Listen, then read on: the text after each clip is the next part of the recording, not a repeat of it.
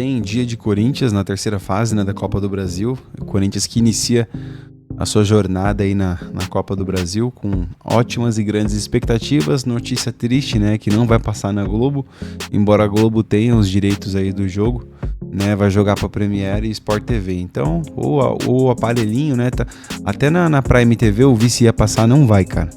Infelizmente. Então, Sport TV ou Premiere. Então, vai ter Corinthians, mas boa parte não vai poder assistir, infelizmente. Mas com certeza, amanhã a gente vai trazer uma cobertura completa aí do Corinthians, tá? Né? Então, o Dorival foi apresentado e uma das coisas que repercutiu muito da fala do Dorival é sobre ele recuperar aí o Igor Coronado, né? Uma das postas de Dorival Júnior já no início do trabalho no Corinthians. Então, o técnico busca recuperar Igor Coronado, né? Qual vocês dizem que é meu primo ele. Então, cara, tomara que ele volte a jogar. Volte não, né, velho? Comece a jogar. Futebol, acho que ele já mostrou que tem, né? E eu acho que casou muito com a vontade da Fiel, né, de ver ele em campo e ser testado mais uma vez aí sobre um novo comando. Boa sorte, Igor Coronado, né? Que dê tudo certo aí, você consiga recuperar o seu futebol aí, que eu acredito que você tenha. Pelos jogos que você fez, né? Alguns jogos, principalmente contra o Fortaleza, né? Então, cara, vamos lá, tomara que a sua confiança seja restabelecida. Eu não sei vocês, tá? Não tô julgando o Dom Ramon, pro Ramon Dias, mas parece que o Ramon Dias e Igor Coronado não tinha muito match, sabe? Então, não combinavam muito, sabe? Então, vamos ver como é que vai se sair Igor Coronado, que na escalação de hoje que eu já vou mostrar pra vocês, ele está configurando aí como titular, tá bom? Isso aqui eu vou falar depois. Então tá aqui, o Dorival vai começar na Copa do Brasil. Começa hoje a trajetória do tetracampeonato no Corinthians na Copa do Brasil. Esse daqui é rapidamente, tá, pessoal? O pessoal tá perguntando se não vou nem falar que voltou lá no Morumbi, porque os caras teve jogo lá ontem, né? E não tinha ninguém no estádio. Eu não tenho nem o que falar sobre isso aqui. De verdade, Morumbis, desculpa, é Morumbis, né? Não tem que falar certinho. Os caras, o caldeirão dos caras, não dá nem pra comentar, né, velho? Algo que eu não gostei muito, tá? Foi aqui a escalação, eu até separei aqui. Não gostei dessa escalação porque, se você for olhar bem aí, parece ser um 4-3-3, parece não, é um 4-3-3. Muitos vão falar que é um 4-3-1-2, né? Que agora tá indo sem um atacante e mais um meia aqui. Só que vocês têm que levar muito em consideração que o Igor Coronado aqui, ele não é um cara de marcação. Ele é um cara, né, mais de toque de bola, mais de meio de campo. Então, com certeza, vai sobrecarregar o Carrillo aqui de novo, né? O Raniel, a mesma situação. Então, eu fico um pouco com medo. Tomara que ele recue bem, né, o Igor Coronado aqui, né, para fazer a distribuição e sair jogando, né, seja em triangulação, seja no que for, tá? Vamos ver, cara. O meio de campo mais povoado me deixa mais tranquilo, tá? Se entrasse ali com um Romero ou um Thales Magno, já ia ficar preocupado, tá? Mas pode ser sim, tá? Pode caracterizar também, desculpa, tá? Se eu tô sendo ignorante aqui, mas pode caracterizar também um 4-4-2, né? Que são 4 jogadores de meio de campo, tá? É que no desenho sai dessa forma aqui mesmo, tá? Mas um 4-4-2 aí também, ou um 4-3-1-2, mas tá mais para 4-4-2 por ser 4 jogadores de meio de campo, certo?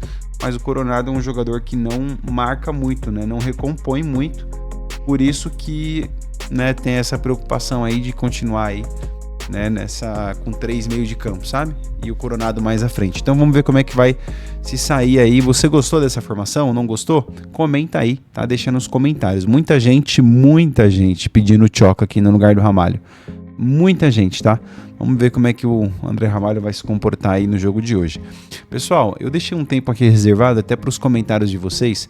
Eu quero começar falando ontem eu fiz uma postagem aqui sobre os bastidores e vocês sabem que os bastidores do Corinthians estão bem turbulentos, né? E aí teve muitos comentários, pessoal, muitos. Eu separei, lógico, alguns porque tinha muitos, tá? Então o Doug colocou: nos anos anteriores não precisava apresentar contas, né? Politicagem suja. Obrigado, Doug, pelo comentário. O NSTV colocou: nunca analisaram os últimos 3 presidentes. Isso é claramente querendo tirar o Augusto. Onde tinha esse balanço quando a Andrés e Duílio derretiam o Corinthians? O Os que votam contra para pagar a dívida porque os anteriores deixaram dívida e ninguém falou nada, covardes. Eu não lembro bem, mas teve tudo isso no mandato do Duílio. Então, é assim, pessoal, eu não tô defendendo o Augusto Melo, eu acho que se tiver errado, se o Augusto Melo tiver errado, que ele pague, né? E pague caro, velho.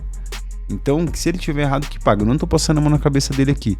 Mas o que chama e o que gera muita estranheza mesmo é porque nas gestões anteriores do Corinthians não teve todo esse barulho, né? Todo esse movimento, todo esse, né, essa atenção da mídia, não teve tanto essa politicagem, né, suja aqui a todo momento, impeachment, tá? Eu não tô defendendo Augusto Melo e reitero, se ele tiver errado, que ele pague. E pague muito e seja expulso do Corinthians, né? Mas até que se prove ao contrário, até que a justiça seja feita, ele tá lá no cargo, né, e continua. Mas que gera muita estranheza aqui nas gestões anteriores, as quais o Corinthians hoje tem mais de 2 bilhões reais de dívida, não foi feito nada disso. Então, como é que o Corinthians chegou em mais de 2 bi de dívida sem ter rolado nenhum impeachment, sem ter rolado nenhuma aperto para saber as contas? Nenhuma conta foi reprovada até agora para chegar nesses 2 bi de dívida. Então, como é que fica isso? O que gera muita estranheza, e eu concordo com todos que comentaram aqui sobre isso, tá bom? Não existe no mundo torcida semelhante à do Corinthians. Demais. Boa, obrigado pelo comentário aí, Geraldo.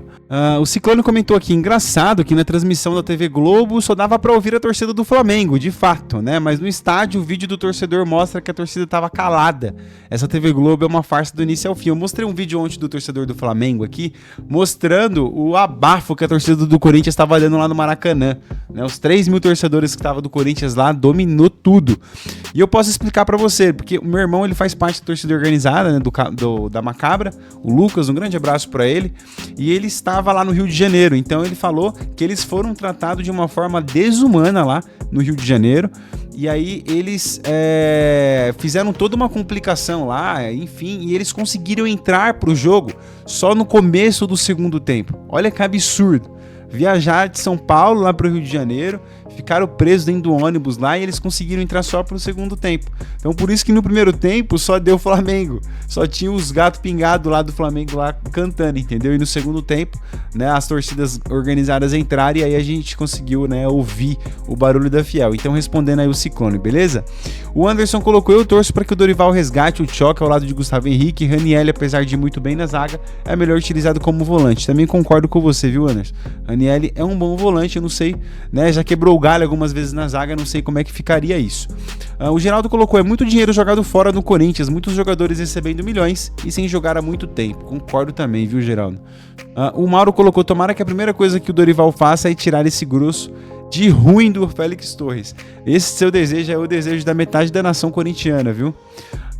O João colocou assim: o Corinthians não precisa virar SAF, precisa de gestão séria e competente. O Corinthians tem capacidade de arrecadação para dar jeito nas contas. Virar SAF não garante nada e só dá brecha para colocar pessoas na administração que veem o Corinthians como uma fonte de lucro. É verdade, cara. A SAF ela tem os dois lados, por isso que gera muita discussão aqui no canal. Então, né, é essa questão, pessoas que são a favor, pessoas que são contra.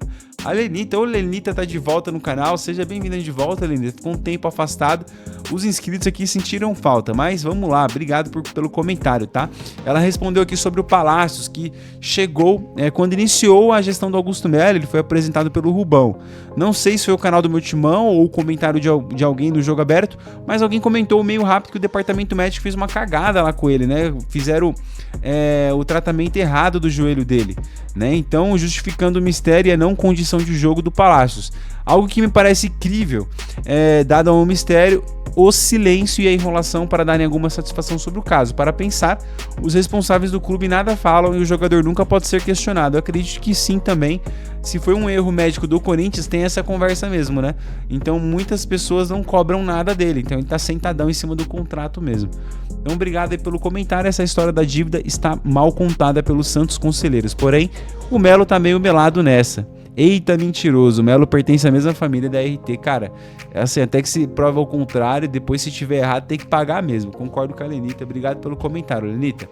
Cara, o Alckmin deixou aqui uma aula aqui, né, sobre o Corinthians, falando aqui da dívida, do ativo. Cara, não dá pra ler por conta do tempo e tá muito grande, mas eu deixei fixado no último vídeo. Sempre falo, sempre fico muito lisonjeado com os comentários aqui no canal. Obrigado aí, viu, Alckmin? Tá fixado lá, se você quiser dar uma lida, ou pausa aqui o vídeo, dá uma lida aqui também, né, que você vai conseguir também interagir lá com o Alckmin, manja muito sobre o Coringão. Tá bom, pessoal? O vídeo de hoje foi esse. Né, deixa seu palpite aí do placar. Amanhã a gente volta com mais notícias do Coringão. Desculpa o barulho aí, tá tendo uma reforma aqui ao lado, né, e deu uma interferida aí, mas não vamos deixar de falar do Corinthians. Até o próximo vídeo aí, se Deus quiser. Valeu!